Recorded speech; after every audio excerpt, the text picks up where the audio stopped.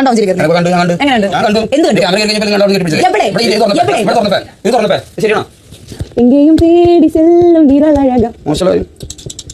Big ബോസിന്റെ ചരിത്രത്തിൽ തന്നെ മലയാളം എന്നല്ല തമിഴ്, തെലുങ്ക്, കന്നഡ, ഉറുദു, മറാഠി, ഹിന്ദി, ഇംഗ്ലീഷ് ഏതൊക്കെ ലാംഗ്വേജിലുണ്ടോ എല്ലാ ലാംഗ്വേജിലെ കണ്ടസ്റ്റൻസിനെ വെച്ച് നോക്കുമ്പോൾ ഇത്രയും ഒരു കണ്ടസ്റ്റന്റ് വേറെ കാണത്തില്ല. ജാസ്മിൻ വൃത്തികെട്ടവൾ, അലച്ച് നനച്ച് കുളിക്കടി.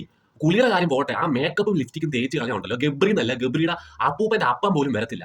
എന്നാൽ ഈ കണാപ്പം മണപ്പിച്ചുകൊണ്ട് പോകും, അതാണ് കോമഡി. പക്ഷെ ലോകത്ത് വേറൊരാളുകളും വരത്തില്ല. നീ പുറത്ത് വാക്ക് കൊടുത്തിട്ട് പോയി പയ്യനുണ്ടല്ലോ, അവൻ രക്ഷപ്പെട്ടു, അവൻ ജീവനും കൊണ്ട് ഓടി. ഇത് കഴിയുമ്പോൾ ചെല്ലാം അങ്ങോട്ട്, അവൻ എറിയും, മനസ്സിലായ അല്ലേ? ഇനി ഇവർ നടക്ക് ജയിലെന്നല്ല, ഇനി ചൈന വൻമതിൽ കിട്ടിയെന്ന് വെച്ചാലും ഗബ്രി ഉണ്ടല്ലോ തോള ഇട്ടിട്ട് ഇവളെ കയറി പിടിക്കും, ഇവിടെ നിന്ന് കൊടുക്കും. ഇവർ എന്നാന്ന് വെച്ചാൽ കിടന്ന് കാണിക്കട്ടെ അതിനകത്ത്. പക്ഷെ ഇതൊന്നും ഞങ്ങളെ കാണിക്കാതിരിക്കാൻ പറ്റുമോ? ബിഗ് ബോസിന്റെ ഒരു റിക്വസ്റ്റ് ആണ്, മനസ്സിലായി? ഇത് എന്റെ അല്ല, കോടാനും കോടി ജനങ്ങളുടെ റിക്വസ്റ്റ് ആണ്. അല്ലെങ്കിൽ ഇവർ പുറത്തിറങ്ങിയിട്ട് എന്താ വെച്ചാൽ കാണിക്കട്ടെ, കെട്ടിപ്പിടിക്കുക, പിള്ളേരെ ഉണ്ടാക്കുക, എന്താന്ന് വെച്ചാൽ കാണിക്കട്ടെ. ഞങ്ങൾക്ക് ഇത് കാണാൻ മേല അല്ലേ? വൃത്തിയില്ലാത്തവളെ.